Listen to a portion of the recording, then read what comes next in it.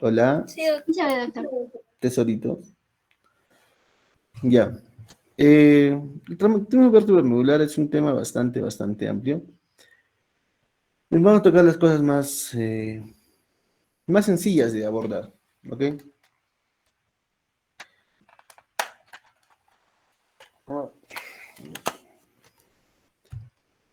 Ponemos esa imagen porque yo asumo, bueno, usted es una generación un poco más joven, podría asumir que conoce a Christopher Reeve. Ok, vamos a hablar de él un rato.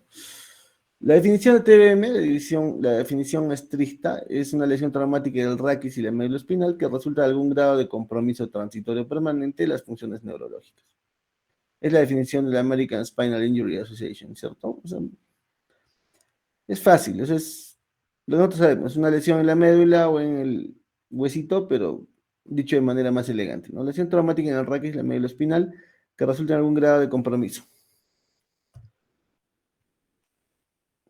A ver lo que pensamos que es cierto tipo de deporte y este tipo de cosas nos puede llevar simplemente a esto, ¿no? A estar en silla de ruedas. Las lesiones vértebro-medulares, pese a que la ciencia ha avanzado, la neurocirugía está en auge y todo el mundo instrumenta, sigue siendo un problema porque no encontramos una salida real a esto. O sea, cuando hay una lesión medular, ya está establecida y los pacientes quedan como el pobre Christopher Reeve abajo, ¿no? Christopher Reeve ha invertido millones de millones en investigación y al final nada, ¿no? Está con su traqueostomía y come con su tubito. Entonces, la lesión de origen traumático va a comprometer la columna vertebral y su contenido, lo cual va a llevar a una limitación de la capacidad para enviar y recibir mensajes en la médula, y lo cual va a llevar a un deterioro de la sensibilidad, control motor, función vegetativa y reflejo.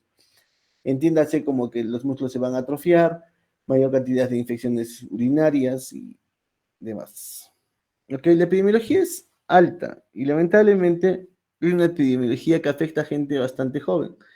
Gente con edades, según la revisión, 25 a 35 años, usualmente de sexo masculino. ¿Por qué? Porque los varones son los que más rápido conducen, por ejemplo, cuando hay accidentes de tránsito, ¿no? O sea, borracho y rápido.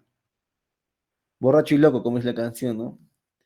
En cambio, las damas usualmente suelen manejar de manera un poco más cauta, ¿ok? De otro lado, también algunos trabajos, como por ejemplo los albañiles, son más albañiles que albañilas, ¿no? Ahora, obviamente, a mayor altura, mayor gravedad, pues o sea, es una cosa importante. El 60% va a complementar la región cervical, seguida de la tora columbar. Esta estadística, por ejemplo, o sea, esto es relativa.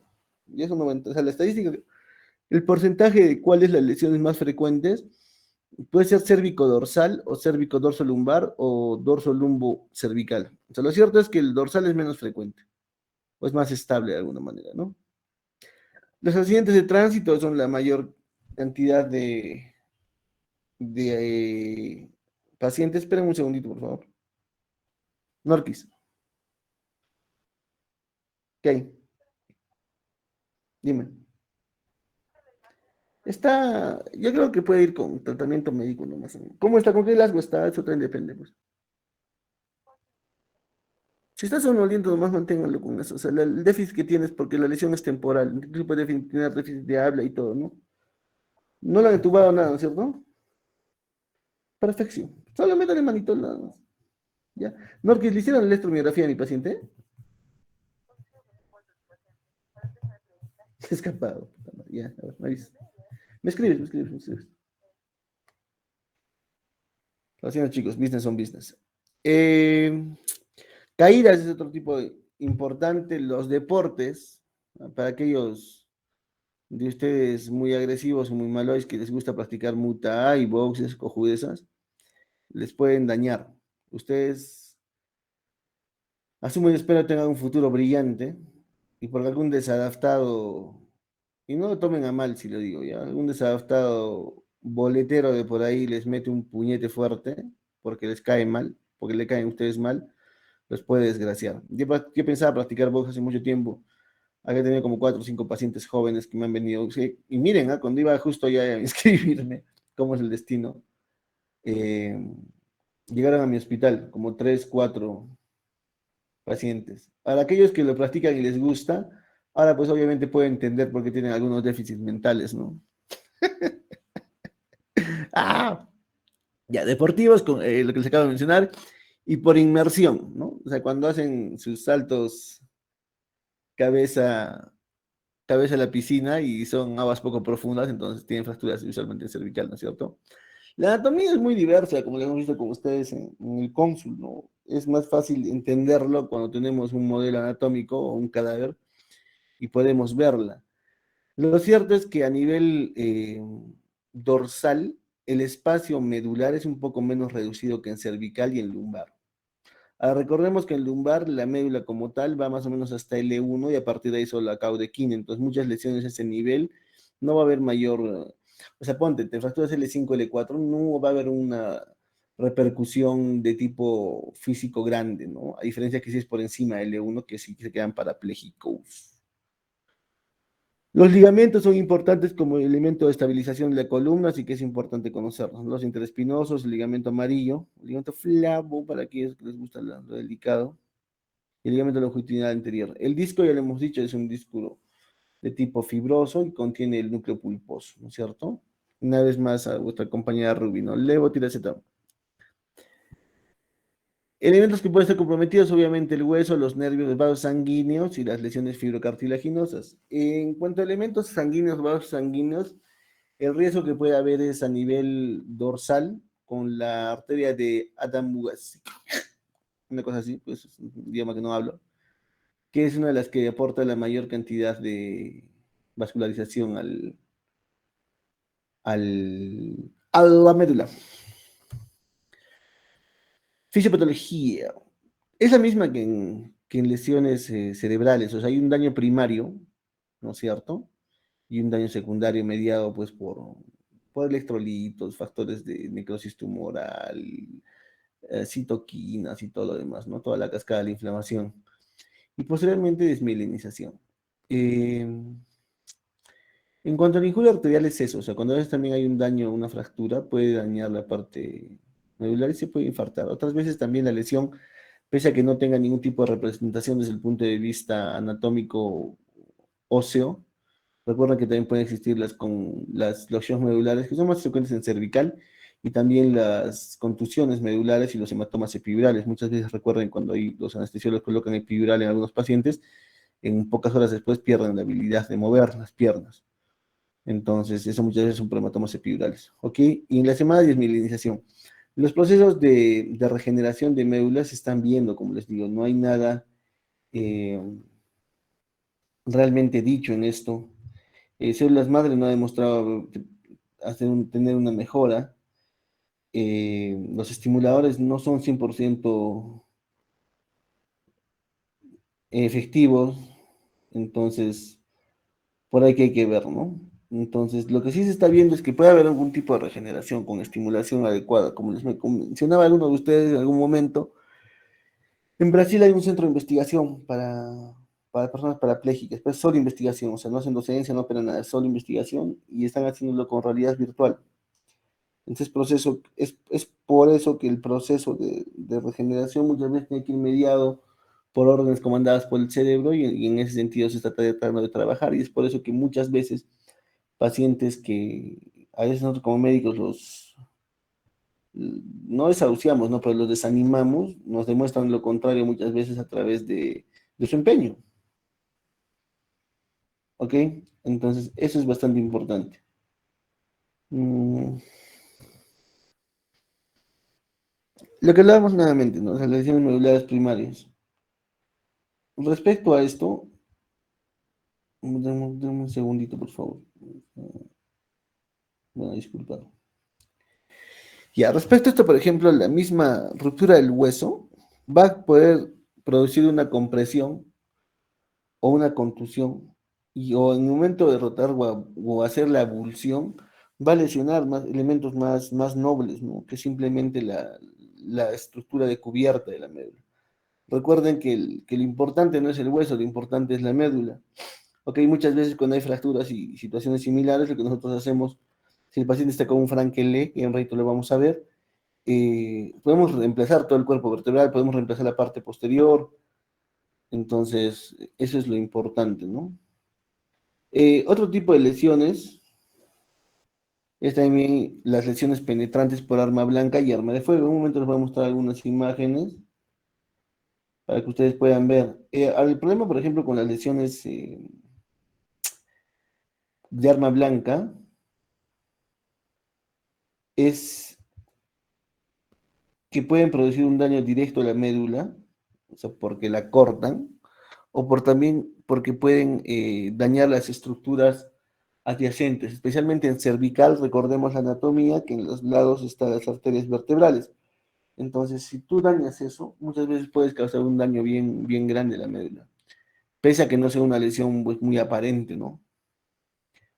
¿Alguno de ustedes ha visto Sherlock, la nueva serie que está en Netflix, que es con Benedict Cumberbatch?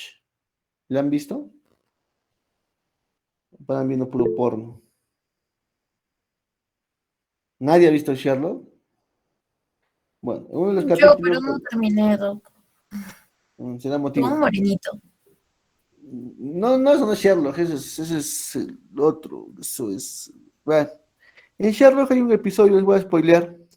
Así que si no quieren escuchar los spoilers, ságanse la clase un rato y luego vuelven. Eh, Asesinan a un pata con una aguja muy, muy finita, que al punto de que, como estaba bien comprimido el cinturón, ni siquiera sentía el dolor. Entonces, igual yo tenía un paciente en Lima que le había metido una navaja, así como esos piquetes de toro, en el cuello y lo han dejado paralítico. Y tú veías en la médula no había gran lesión, no había tampoco un gran orificio, sino que le habían volado la arteria y lo han infartado todo. Y en cuanto a armas de fuego, no es necesario que pase a nivel intramedular, sino muchas veces incluso si pasa al costado de la médula, como es un impacto de alta energía, el calor mismo lo derrite la médula y los deja secueladines.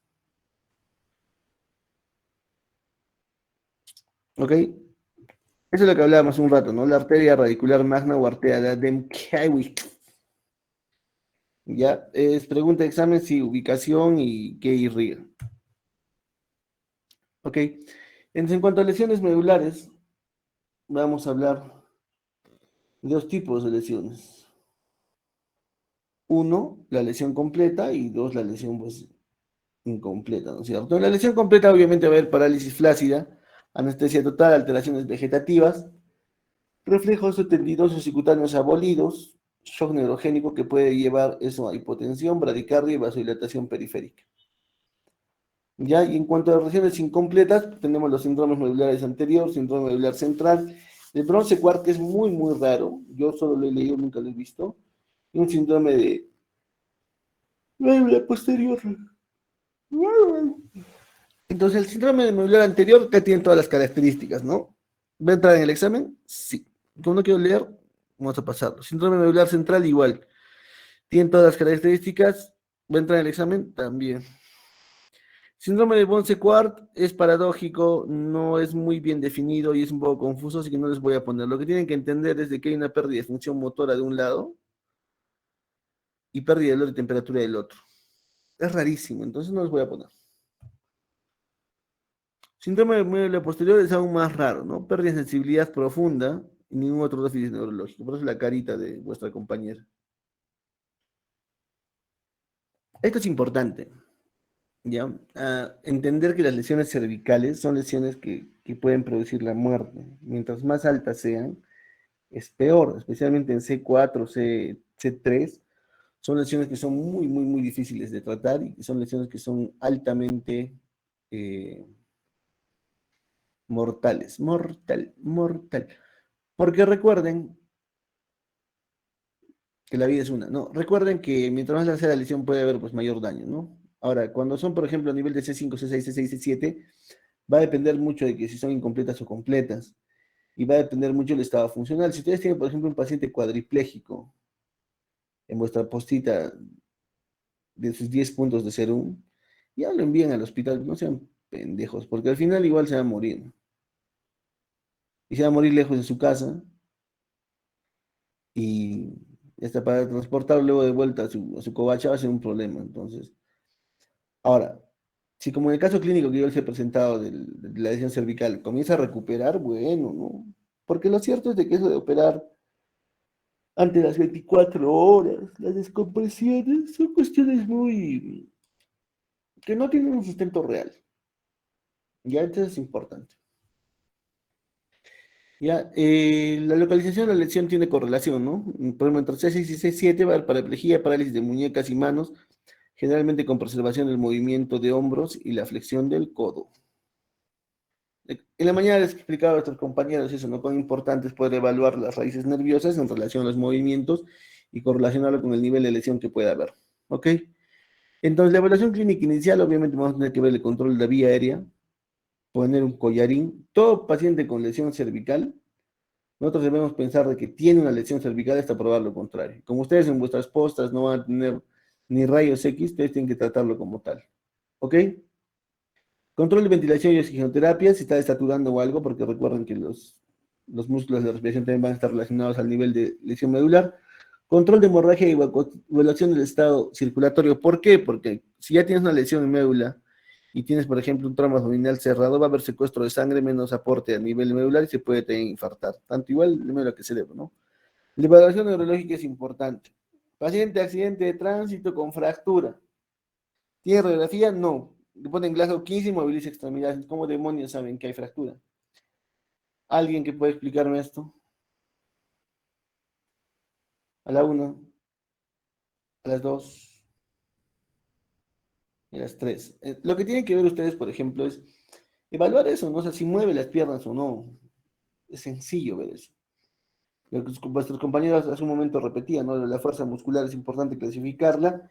Y dos, clínicamente, realizar la maniobra de Dandy, ¿no? Que es la percusión del cuerpo, la apófisis espinosa en las vértebras. Y si hay un incremento del dolor a esta maniobra, puede haber una fractura, ¿no? Entonces, eso deben poner en vuestra evaluación clínica. Como les decía, hasta probar lo contrario, todo paciente con trauma cervical tiene que ir así. Es por eso que hacen los bomberos los traen así, todos encajonados. En la anamnesis, una vez más, ¿no? O sea, directa, indirecta, exploración física. Evaluación vertebral a veces es difícil porque el paciente está en decúbito dorsal. Pero como les digo, por lo menos, señor, mueva las piernas. No, no puedo. Ya tendrá una lesión en nivel lumbar, ¿no? Señor, mueva sus brazos. Así mueve. Ah, bacán, lumbar. Radiografía de columna lumbar. Pero si el señor no mueve ni sus piernas ni sus brazos, o sea, ya pues tienen que, no van a pedir una radiografía de pie, ¿no es cierto? Se le pide una radiografía cervical, por lo menos, y luego posteriormente o idealmente una tomografía o similares, ¿ok? Eh, ¿Es importante ver la fuerza muscular? Sí. Los reflejos parcialmente, la sensibilidad sí es importante. Y otro, el control de esfínteres. Si les llega un paciente que ya no controla esfínteres, ya ustedes están yendo control en sus esfínteres porque ese paciente ya fue. ¿Ya?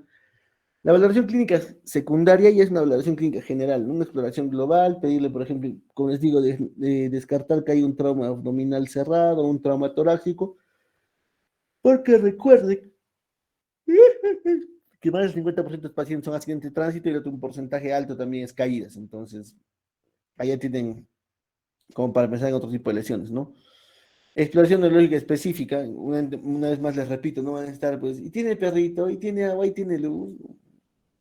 Signos externos en la cabeza, cuello y columna. Importante preguntar si usaba o no usaba, por ejemplo, cinturón de seguridad. Importante preguntar si estaba o no estaba celebrando la selección, ya, porque es diferente el tipo de reacción siempre, ¿no? Importante preguntar qué tipo de vehículos han chocado. ¿Ya? La escala de Asia, como ustedes saben, a mí no me gusta mucho. Yo prefiero que aprendan ustedes la escala de Frankel, que eso sí les va a entrar en el examen.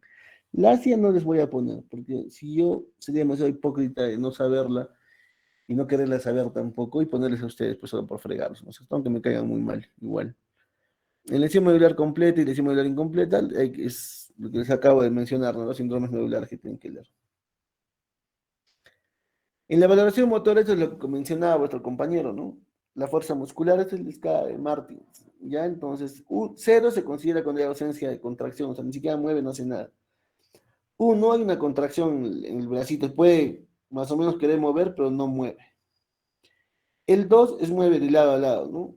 Como cuando ustedes están desparramados en vuestras camas y mueven de lado a lado, nada más y no vencen la gravedad.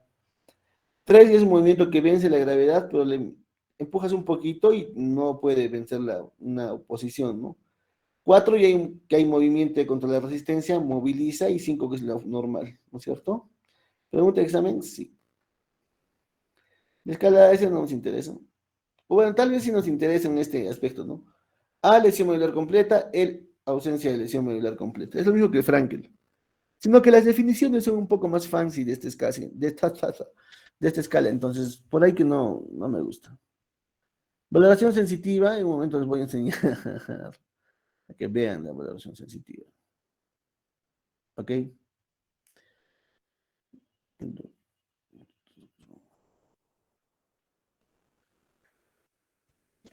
Los reflejos es importante ver, ¿no? Si es que hay un reflejo ausente, podemos pensar en un shock medular o una lesión medular completa, ¿no es cierto? Hiperreflexia tras reversión del shock medular. El reflejo bulbo cavernoso, no vayan a ser pendejos, eso no se hace. A no ser que le quieran meter el dedo a vuestros pacientes, cosa que es súper incómoda para el paciente, más para ustedes, que de repente si les gusta, ¿no? Eso por favor, resérvenselo para vuestras vidas privadas. En cuanto al TBM, tanto el TBM cervical, como les mencionaba, usualmente va a ser por unas lesiones de flexo-extensión violenta, ¿no? Usualmente los accidentes de tránsito, y puede estar asociada a fractura o luxación, dependiendo del tipo de movimiento, ¿ok? Las fracturas de C1 se van a dar principalmente por este tipo de movimientos inteligentes, ¿no? Hay un bombazo clavado en tu piscina de 2 lucas, entonces te fracturas la C1, ¿no? La más frecuente es de tipo Jefferson, ¿ok? El mecanismo va a ser por compresión, usualmente no hay lesiones medulares, para vuestra buena suerte.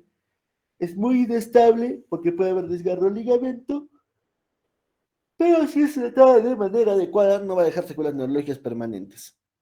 En cuanto al tratamiento, por ejemplo, de este tipo de fracturas que pueden ver acá, ¿no es cierto? Por estallido. No está definido, ¿no? Puede ser, por ejemplo, o sea, collarín, le puedo poner un Minerva, le puedo hacer incluso fusión, o sea, lo puedo operar. No solo C1, C2, también si me da la gana le puedo hacer una occipito cervical, o sea, eso ya es cuestión del cirujano. Entonces, por algunos les puedo preguntar algunos tipos de tratamiento.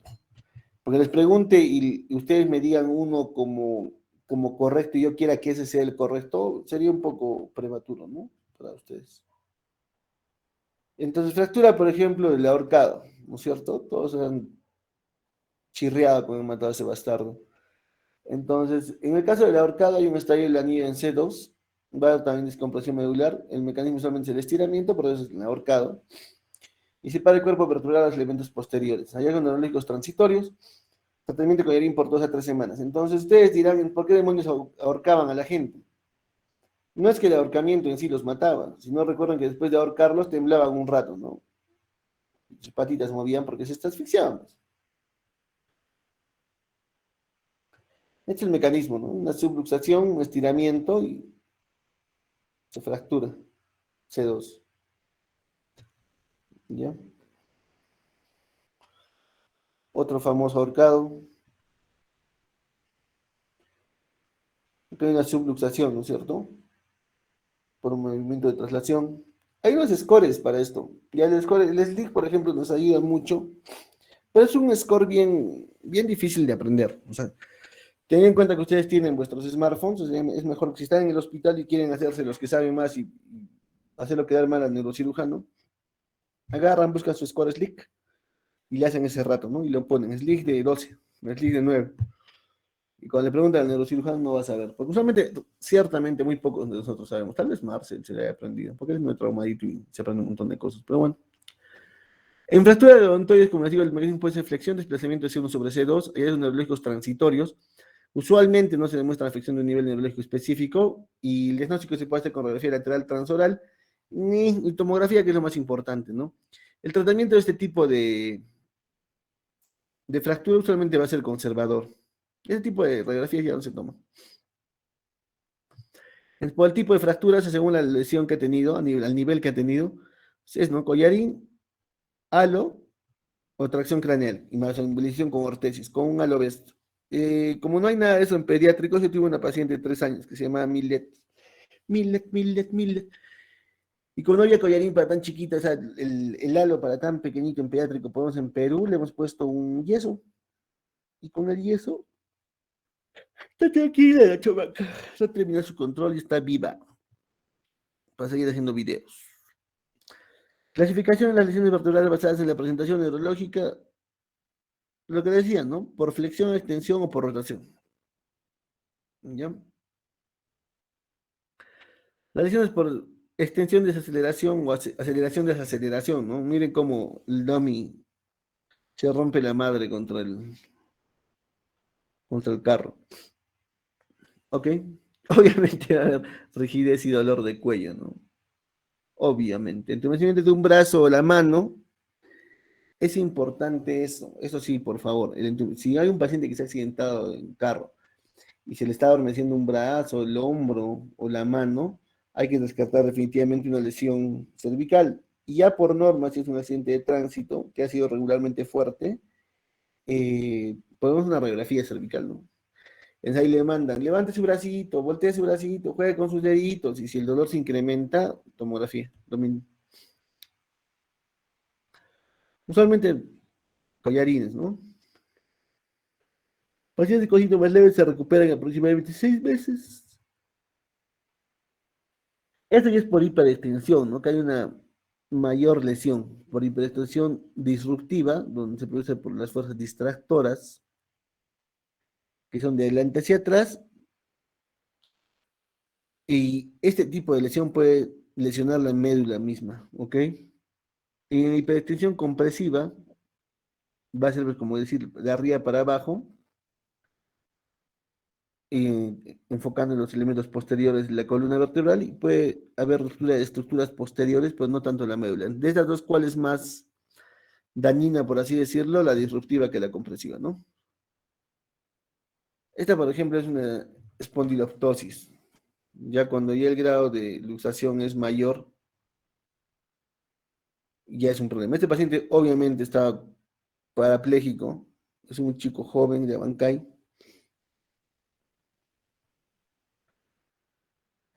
Entonces ustedes tienen que ver, por ejemplo, cómo toda la parte posterior, por ejemplo, está completamente fracturada, seccionada y abierta acá, ¿no? Entonces acá se entraba para tratar de reducir hasta donde se podía y más que todo cerrar esta parte que estaba haciendo una fístula.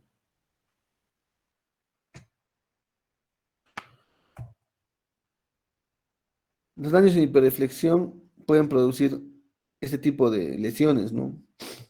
Si acá, por ejemplo, vemos, ¿alguien puede escribirme esta resonancia en T2?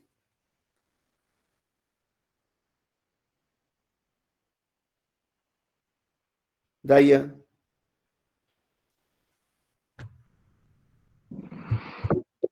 Doctor, se puede veía. describir. ¿A nivel de dónde está esa lesión? ¿Qué vértebras están comprometidas? mm, esto- a nivel de las dorsales, doctor. ¿Sí? Dorsales te voy a dar a ti, No, no, perdón, Daya. cervicales, doctor, perdón. Estás durmiendo. No Mucho, se mucho me da. partido. No. Y aquí está, mira, dos, esta es la dos porque es la pelvis odontoides, ¿no es cierto? Dos, Sí, sí, sí, doctor. tres, cuatro, cinco, seis, siete de uno, ¿no? ¿Qué Sí, más vemos en correcto. esta resonancia, Mónica? ¿Cómo está el disco intervertebral?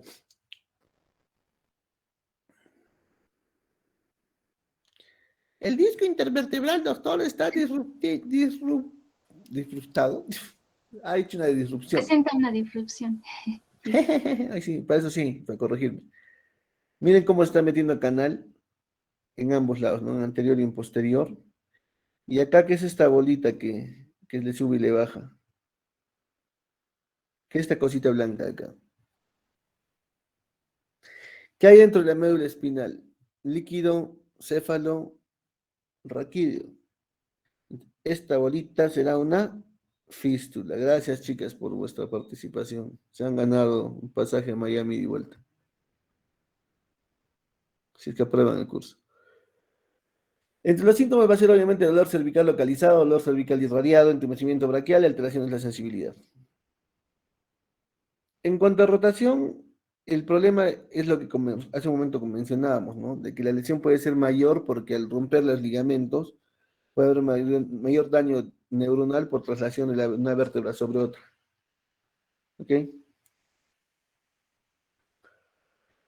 En flexión lateral, miren, por ejemplo, lo que pasa con esta joven boxeadora. ¿Han visto Million Dollar Baby? Si no la han visto, véanla. Vamos a adelantar.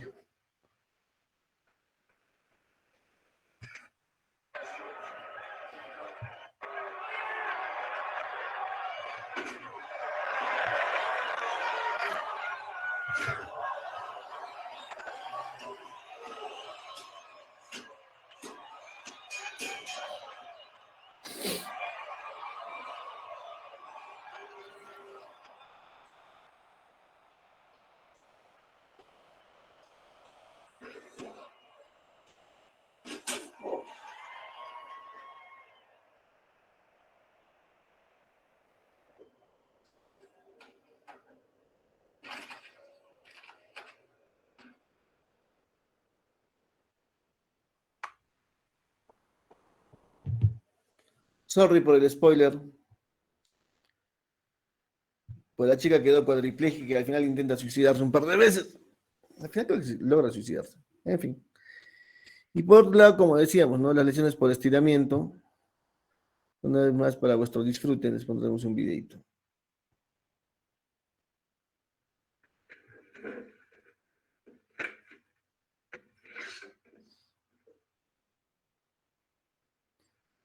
Adelantaremos.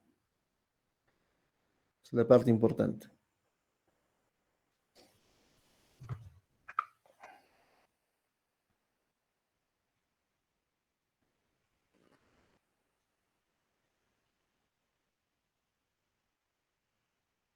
¿Qué demonios, Jon Snow?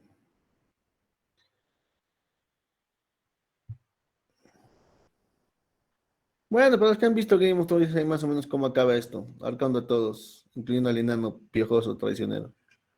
Ahí está. I had a choice, Lord Commander. Betray you or betray the Night's Watch. You brought an army of wildlings into our land. An army of murderers and raiders. If I had to do it all over, knowing where I'd end up, I pray I'd make the right choice again. I'm sure you with Sarasa. I fought. I lost. Now I rest. But you, Lord Snow, you'll be fighting their battles forever.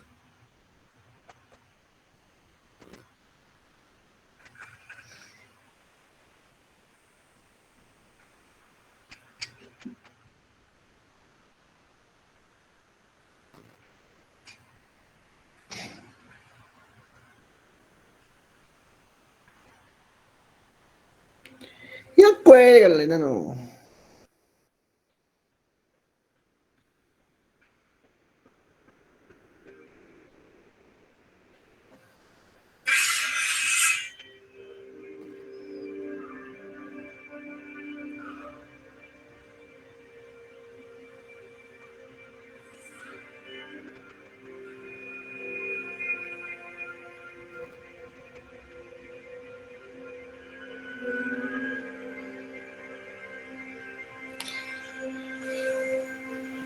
Entonces, miren, ¿no? O sea, el estiramiento del cuello no los mata. Lo que los mata es la asfixia, que sigue a continuación. Entonces, quiero que recuerden bastante bien esta escena. La próxima vez que rajen de mí los cuelgo.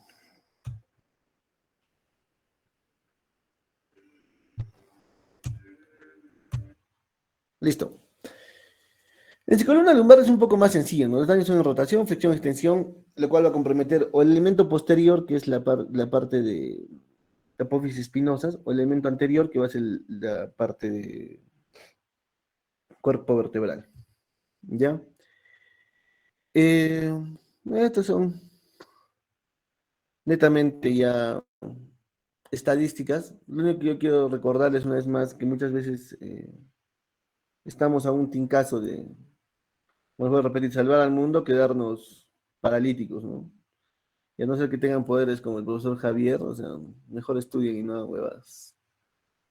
La columna media, la región torácica, es una columna que se daña usualmente menos y es bastante más estable que el resto de la anatomía. Entonces, usualmente los tratamientos a nivel de acá van a ser bastante conservadores, ¿no? O sea, corset y nada más.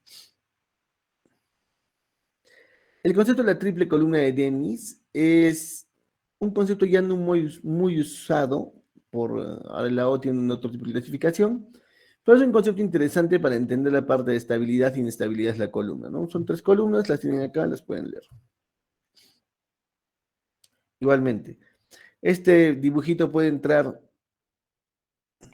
al examen, sí, probablemente. En lo que hablamos de estabilidad, ¿no? Va a depender mucho de la presente de ruptura o no de ligamentos y si hay o no, y el tipo de fractura también es bien importante. ¿Ya? En cuanto a los criterios de inestabilidad de la columna, vamos a tener la pérdida de integridad del cuerpo vertebral, la pérdida de alineación de la columna por angulación o traslocación.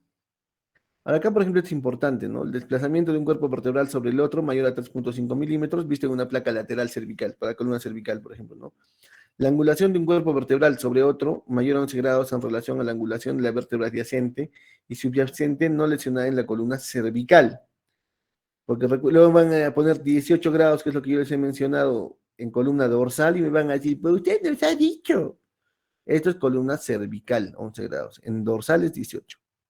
Diástasis de película, desplazamiento lateral de la apófisis espinosa, desplazamiento mayor a un quinto del cuerpo vertebral, de la columna toracolumbar, visto en una placa lateral. Se pueden encontrar inestabilidades de desplazamientos mayores del 50% de un cuerpo vertebral. Criterios radiológicos, asociación de las fracturas del arco y cuerpo del mismo de vértebras vecinas. Fractura bilateral del arco, luxación bilateral de carilla, subluxación mayor a 5 milímetros, aumento de distancia interespinosa y desalineación lateral de columna en ausencia de escoliosis previa. ¿Entiendes eso, no? Cualquiera de los cuatro primeros signos, o sea, estos cuatro que están acá, la subluxación, luxación, wow. Fractura bilateral o asociación de fracturas, ya nos da una probabilidad de mayor instabilidad. Cada radiografía siempre nos muestra un carajo, pero no tomamos frente a un foco. Y acá ya en resonancia sí se ve que hay un daño, ¿no? Hay una traslación, esto miren, mayor a 0, mayor a 1, pero hay como el hueso ha ingresado al canal medular y no solo produce una parte de sección, sino recuerden que también la médula se contunde, en toda esta contusión va a producir daño. Ahí es importante la evaluación neurológica. Si el paciente, por ejemplo, está medio que mueve las piernas, acá sí, por ejemplo, ¿no? Mientras más rápido lo operemos, hagamos una lámina en la parte posterior, fijemos y tratemos de corregir esta alineación, el paciente puede tener un chance mayor de recuperación. Pues si hay una sección medular como la que hemos visto anteriormente, o sea, ya, pues ahí es diferente, ¿no? Esta fractura por aplastamiento, miren, por ejemplo, es igual, sacro, 5, 4, 3, 2, 1, L1, ¿no es cierto? Hay un compromiso mayor del 50% por aplastamiento, entonces es una fractura inestable porque está en zona de Charnel, entonces usualmente, cuando ya era residente, usualmente le poníamos acá, ¿no? Dos arriba y dos abajo, actualmente estamos instrumentando uno arriba y uno abajo, pero también en la misma fractura, siempre y cuando el pedículo de la zona fracturaria esté conforme o indemne. Tratamiento médico, metilprednisolona, así como dice Leo, ¿no? O sea, what the fuck are you talking about? La metilprednisolona, los corticoides ya no se utilizan, ¿ya? Antiguamente se utilizaba, por ejemplo, pulsos de metilprednisolona. Todavía actualmente hay algunos internistas que utilizan esto sin ningún tipo de motivo o razón, porque lo que ha demostrado esto es de que empeora el cuadro, ¿ok? Es más, a veces utilizamos corticoides. ¿Hasta qué punto le puede ayudar? No lo sé. Yo creo que los corticoides usados por tiempos cortos pueden ayudar en algo, ¿no? En disminuir la parte inflamatoria, ¿no? La cascada. ¿Alguna opinión al respecto de esto? ¿Alguien que haya leído acerca de esto quiera discutirme acerca de esto? Be my guest.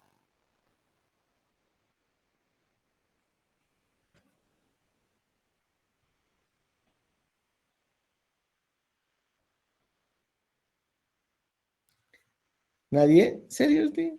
Esperaba más. No, realmente no esperaba nada de ustedes, pero bueno. El tratamiento definitivo siempre es, ¿no? Corregir la alineación del raquis, proteger el tejido neural indemne y restablecer la función del tejido nervioso con daño reversible y lograr estabilidad raquídea. ¿Por qué pongo un carpintero? Porque la cirugía de columna y eso es carpintería, es terriblemente horrible, pero a veces es chévere. ¿Por qué pongo a Jesús? Porque Jesús era carpintero, pinche sacrílegos. Inmovilización. El objetivo es disminuir los efectos de la lesión primaria para evitar más daños en nivel secundaria. La técnica, obviamente collarín cervical, ¿no? Y una tabla rígida. ¿Ok? Como les digo eso, ¿no? Cualquier tipo de lesión cualquier tipo de paciente que tiene una lesión, lo tienen que ustedes tratar como si ya supiesen que tiene una lesión hasta probar lo contrario. La única forma de probar lo contrario es de que le hagamos exámenes de imágenes. Puse esta imagen porque quería que era la imagen donde estaba quieto, pero no he encontrado ninguna imagen.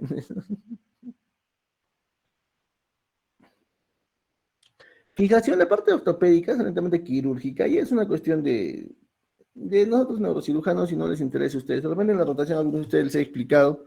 El que tenga interés, por favor, be my guest. Como les digo, supongo que estos días voy a colgar todo el curso de CELAO. Cuando tengan dudas, vengan y les explico. Tratamientos.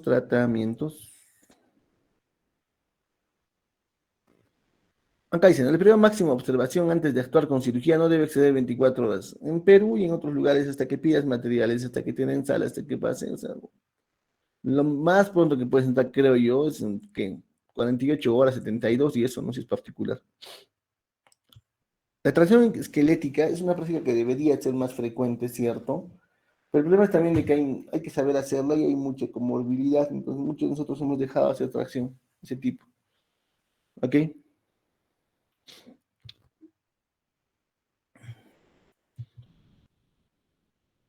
Entonces lo que hablamos, la indicación relativa de las vías de abordaje anterior, ya no hay abordaje anterior de columna vertebral, ¿ya? Esto es una info que he sacado que te da cierto nivel de entendimiento, pero nosotros, pues actualmente, casi todo se hace por posterior.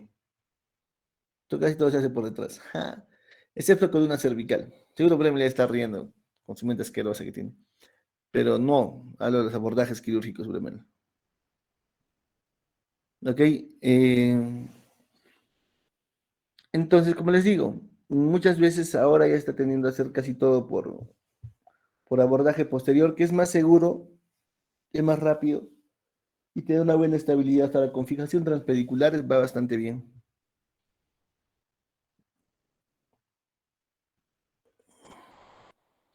Opciones de fracturas y algunas resoluciones quirúrgicas. Miren, por ejemplo, esta fijación occipito cervical, ¿no? El problema es que el paciente te queda como robotcito, o sea, no mueve la cabeza. O sea, nunca va a poder decir sí, ¿no? Y nunca, o de repente un poquito, ¿no? Pero ponemos a laterales y no va a poder girar, pues, gira con todo el cuerpo. Por eso cada vez te está recomendando hacer solo fijaciones C1, C2, que es un poco más yuca, pero se hace. Otra fijación, ¿no? Acá no sé qué demonios se hayan hecho, honestamente. Porque no han arreglado la luxación. Honestamente, y acá le han puesto un cerclaje.